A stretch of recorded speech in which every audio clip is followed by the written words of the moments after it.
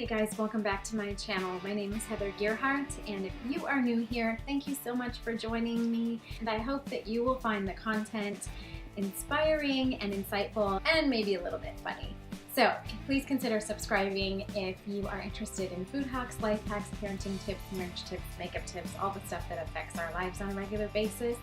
And then click the bell so that you're notified of all future videos, which happens every Tuesday and Thursday. Okay, without further ado, let's get into today's video. Today is a parenting tip, and it is my number one tip. It's actually my husband's, but I'm stealing it. My number one tip on what to say to your kids when they don't agree with you and they're pretty upset with your decisions. Say this to your kids, it'll make a huge difference. If you're interested in finding out what that is, stay tuned and let's do this.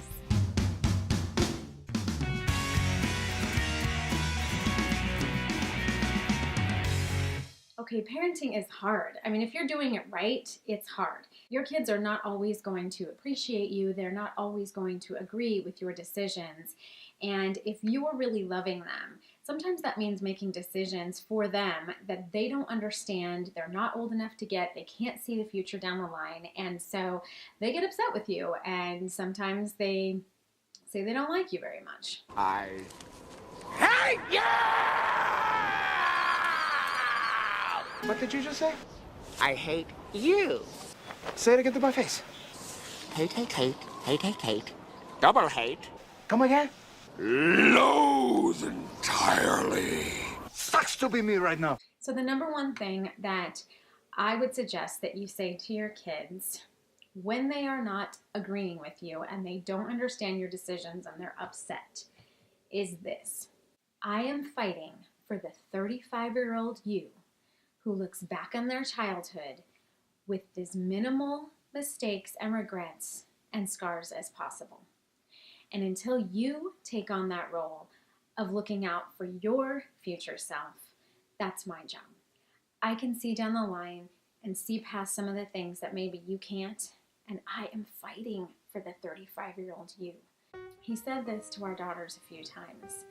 And I was actually, the first time I heard it, sitting across the room and just started crying over on the couch because I thought it was so brilliant of being able to let them know that this was all for their future, that it was all about love, that we weren't trying to punish them or keep them from having fun, but we could see things that they couldn't see, and we could see difficulty and hardships down the road and some bumps along there that they probably could not see and weren't focusing on, because let's face it, kids pretty much think about here and now. They don't necessarily think much about the future, much beyond today, let alone tomorrow, other than maybe what they want to be when they grow up and where they want to go to college. Other than that, they're not really thinking about consequences that could happen way down the line for decisions that they make today. And so that's our job, to help navigate those decisions for them, help them see past today.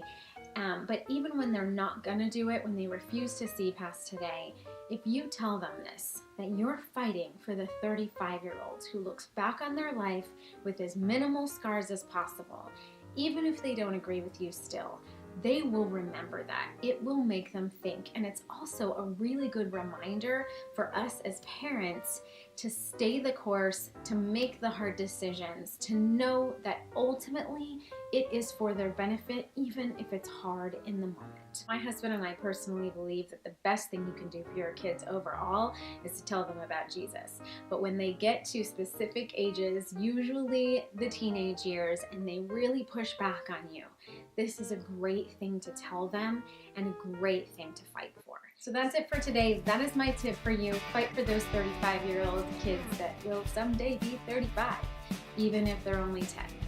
And until next time, stay inspired to be a great parent, to seek the best lives for our kids, and I'll see you